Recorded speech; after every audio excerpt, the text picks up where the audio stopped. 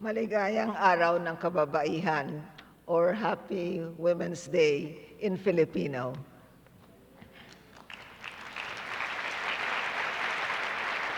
I remember so well, almost 30 years ago, when the draft Beijing Declaration and Platform for Action was approved by consensus at 4:45 a.m. of September 15, 1995. The applause was thunderous. Through the euphoria, I then committed myself to the challenge of implementing the platform.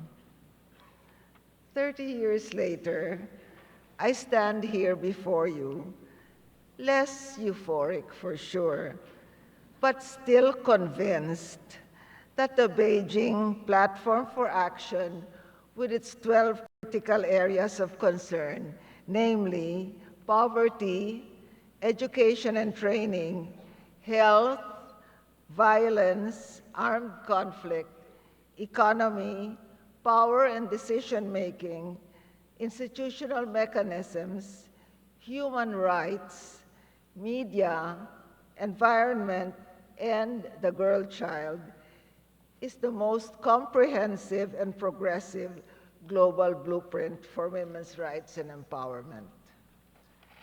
The Fourth World Conference on Women was different.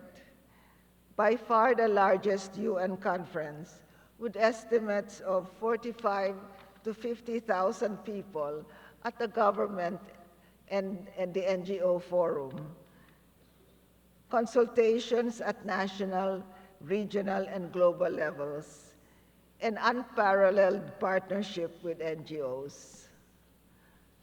But reviews reveal that while some Beijing promises were kept, many were broken. Women still make up the majority of the world's poor and are underrepresented in higher-level jobs and parliaments, and continue to bear the brunt of long hours of work that is invisible and undervalued.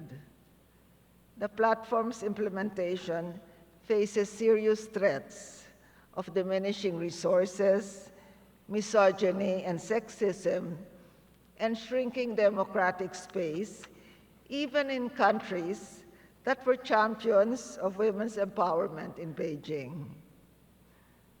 But on International Women's Day, let us celebrate the intergenerational feminism that brings new voices, new thinking, new ways of doing.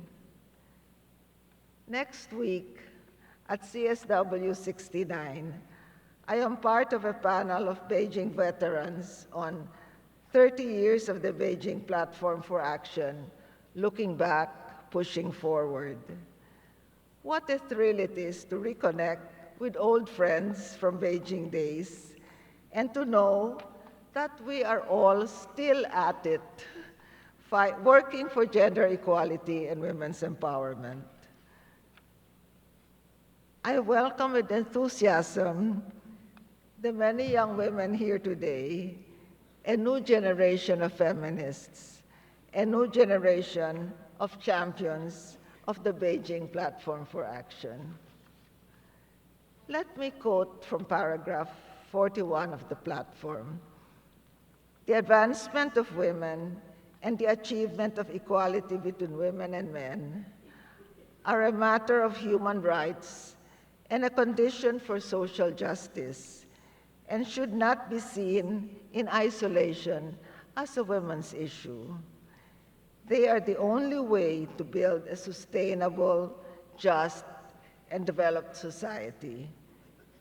Empowerment of women and equality between women and men are prerequisites for achieving political, social, economic, cultural, and environmental security among all peoples. End of quote. So to the next generation, I say, yes, rights, equality, empowerment indeed are for all women and girls, but it is a long, winding, and bumpy road that we are on. We must stay the course, and together, let us build a better world for women and girls, and for all. Thank you.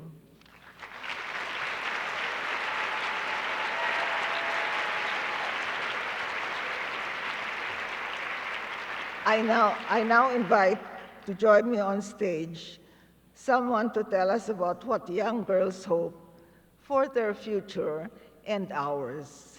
Please welcome 10-year-old Ishani Dessi, who will read from her prize-winning essay.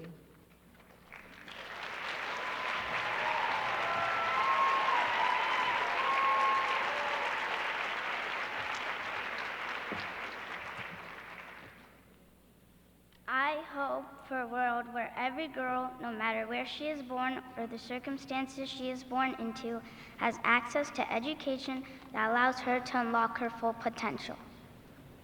I hope for a world where every girl are not limited by outdated stereotypes that tell them what they can or cannot do. I dream of a future where girls can live without fear of violence or discrimination.